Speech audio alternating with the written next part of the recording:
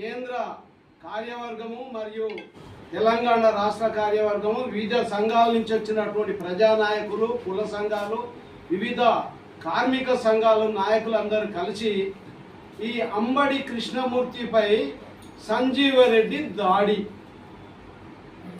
ఈ దాడిని మేము ఖండిస్తున్నాం. సంజీవరెడ్డి వర్గం, అరే విధవా సంజీవరెడ్డిగా నీకు లేవడానికి చేత కాదు దొర, నువ్వు సచ్చిందాకా నేనే ప్రెసిడెంట్ అంటావు.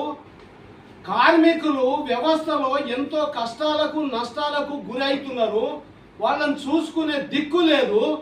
ముసలి మునిగిపోతున్నటువంటి కుక్క నక్క, రారా బిడ్డ, నువ్వు ఏడ ఉన్నావో నిన్ను పట్టి తన్నడానికి కూడా మా వర్గం సిద్ధంగా ఉన్నది. అయినా కానీ దెబ్బకు దెబ్బ అని అనుకున్నట్టయితే నీ వర్గం కాదు, నువ్వు కాదు, నిలవలేవు. అందుకనే మా వాళ్ళు శాంతియుతంగా ఇప్పటి వరకు దెబ్బలు పడ్డా కానీ మళ్ళా మా వాళ్ళు ఎదురు తిరగలేదు.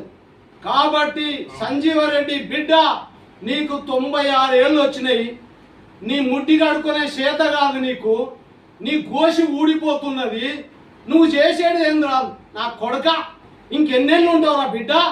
నీ గురించి మా వెంకటస్వామి గారు ఎప్పుడో 15 ఏళ్ల కింద 20 ఏళ్ల కింద కొండా లక్ష్మణ్ బాపూజీ, వెంకటస్వామి గారు, ఇలాంటి పెద్దలందరూ కూడా నువ్వు దొంగలని చెప్పారు.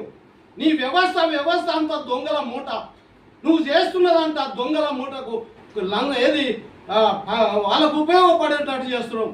కొన్ని కార్మిక సంఘాలలో నీ యొక్క వాటను సంపాదించుకోవడానికి, నీ యొక్క అస్తిత్వాన్ని దెబ్బతలుతుందని, నీ యొక్క ఏది రావాల్సినటువంటి కమిషన్లు రావని నువ్వు సచ్చిందాకా నువ్వే ఐఎన్టీసీ అంటే ఇది కాంగ్రెస్లో పుట్టినటువంటి వ్యవస్థ బిడ్డ. కాంగ్రెస్ నీ అయ్య సొత్తు కాదు, కాంగ్రెస్ అందరిది.